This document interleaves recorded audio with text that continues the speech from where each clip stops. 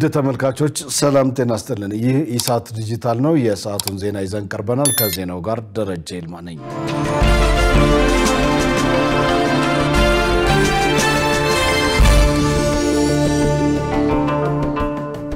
የዓለም ጤና ድርጅት በደቡብ ኢትዮጵያ ክልል በጂንካ ለተከሰተው ወረርሽኝ ፈጣን ምላሽ መስጠቱን ገለጸ። የዓለም ጤና ድርጅት በደቡብ ኢትዮጵያ ክልል በተጠረጠረ የቫይራል ሄሞሬጂክ ፌቨር VHF ወረርሽኝ ላይ ፈጣን ምላሽ ለመስጠት ከኢትዮጵያ ጤና ሚኒስቴር ከኢትዮጵያ የህብረተሰብ ጤና ኢንስቲትዩት እና ከክልሉ የጤና ባለስልጣናት ጋር በቅርበት እየሰራ መሆኑን አስታውቋል።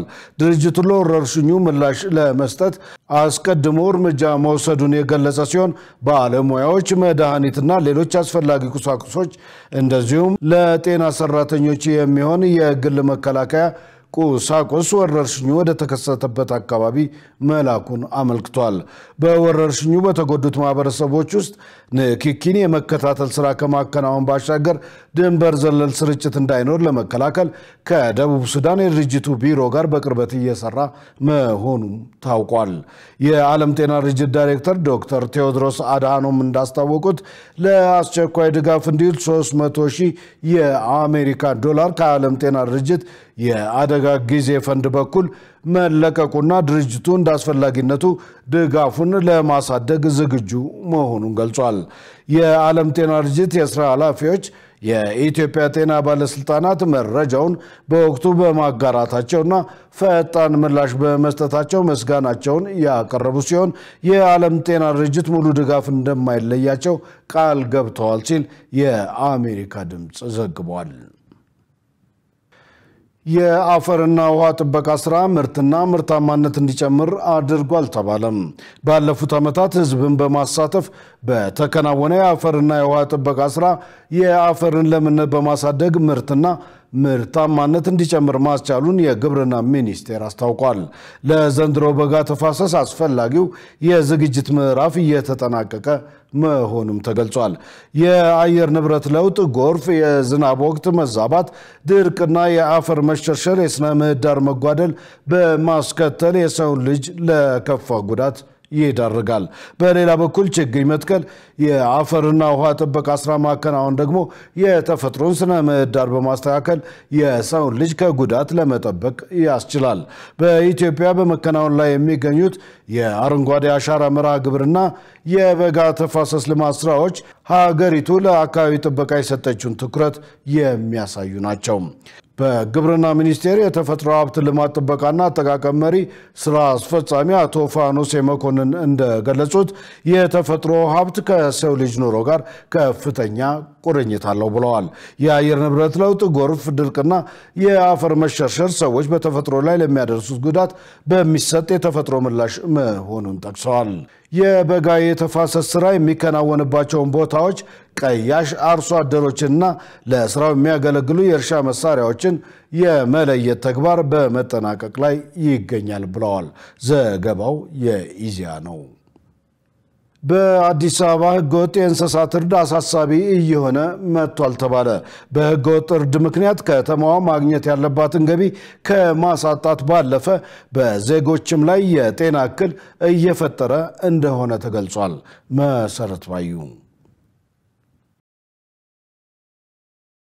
የአዲስ አበባ ደንብ ማስከበር ባለስልጣን ከአዲስ አበባ ቄራዎች ድርጅትና ከከተማዋ አርሶ አደርና ከተማ ግብርና ልማት ኮሚሽን ጋር በመተባበር ህገወጥ የእንስሳት እርድና ዝውውርን በሚመለከት ከሆቴል ባለቤቶች፣ የሉካንዳ ነጋዴዎች እንዲሁም ከሌሎች ጉዳዩ ከሚመለከታቸው አካላት ጋር ውይይት አድርጓል። ባለፈው 4 ወር ህገወጥ እርድን ለመከላከል በተሰራው ስራ በ138 አጥፊዎች ላይ እርምጃ መወሰዱ በውይይቱ ተገልጿል። የአዲስ አበባ ደንብ ማስከበር ባለስልጣን ዋና ስራ አስኪያጅ ሻለቃ ዘሪሁን ተፈራ ህገወጥ የእንስሳት እርድን ለመከላከል ባለስልጣኑ ከቄራዎች ድርጅትና ሌሎች ተቋማት ጋር በቅንጅት እየሰራ መሆኑን ገልጸዋል። ህገወጥ እርድ ተፈጽሞ ሲገኝም እርምጃ እየተወሰደ መሆኑን አንስተዋል። ህገወጥነት በጣም በስውር ነው የሚቀርበው፣ በስውር ነው ስራው የሚከናወነው፣ የሚፈጸመውም እንደዛ ነው። ስለዚህ የምንደርስባቸውን እርምጃ እየወሰድን ነው። መረጃ ያላገኘንባቸው ደግሞ ሊከናወን ይችላል። ስለዚህ ህብረተሰቡ ይሄ የገጠመንንም ችግር በጋራ በመረዳት ጥቆማ እንዲሰጠን መረጃ እጥረት እንዳይኖርብን ከማድረግ አንፃር ከኛ ጎን እንዲሆን ነው የምንለው። ይሄ ነው ያለው ሁኔታ። የአዲስ አበባ ቄራዎች ድርጅት ዋና ዳይሬክተር አቶ ሙሉነህ ደሳለኝ በበኩላቸው ጤንነቱ ያልተረጋገጠ እንስሳ እርድ ለዜጎች የጤና ጠንቅ መሆኑን ገልጸዋል። ከዚህ በተጨማሪም የከተማዋን ገጽታ የሚያበላሽና ከዘርፉ የምታገኘውንም ገቢ የሚያሳጣ ነው ብለዋል። ህገወጥ እርዶች የሚነሱት ወይም ደግሞ ከነዚህ የሚገኙትን ተረፈ ምርቶች በህገወጥ የሚያርደው አካል ወንዝ ውስጥ ነው የሚጥላቸው፣ መንደር ውስጥ ነው የሚጥላቸው። ይሄ ደግሞ ሌላ ከፍተኛ ችግር በህብረተሰቡ ውስጥ የጤናም ችግር ያመጣል፣ ለከተማው መቆሸሽ እንደ ትልቅ መሳሪያ ይሆናል ማለት ነው። ሌላው ደግሞ ከኢኮኖሚ አንፃር በጣም ትልቅ ችግር ያስከትላል። ስለዚህ የህገወጥ እርድ እነዚህ ቆዳዎች በአግባቡ እንዳይሰሩ በአግባቡ እንዳይያዙ እንዲበላሹ ሁሉ ያደርጋል ማለት ነው። ይሄ ደግሞ በሀገር ኢኮኖሚ ላይ የሚያስከትለው አደጋ በጣም ከፍተኛ ነው። የአዲስ አበባ ከተማ አስተዳደር አርሶ አደርና የከተማ ግብርና ልማት ኮሚሽን የሰርቲፊኬሽን ኃላፊ ዶክተር ጸጋለማ ከእንስሳት ወደ ሰዎች የሚተላለፉ በሽታዎችን በሚመለከት ተከታዩን ብለዋል። ምርመራ ስናካሄድ የምናገኛቸው ግኝቶች አሉ።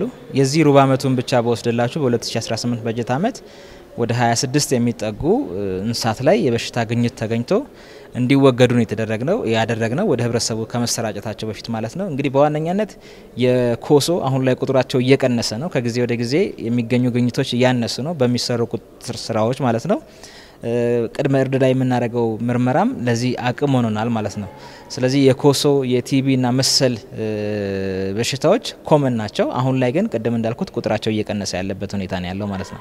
እነዚህ 26 ካራካሶች ወደ ህብረተሰቡ ቢሰራጩ እንግዲህ ምን ያህል ሰው ጋር ተደራሽ ሊሆን እንደሚችልና የሚያስከትለውም ክፋት ጉዳት ምን ያህል የከፋ መሆኑን ማወቅ ይቻላል ማለት ነው። ህገወጥ የእንስሳት እርድን መከላከል የሁሉንም ርብርብ የሚጠይቅ መሆኑ በውይይቱ ተገልጿል።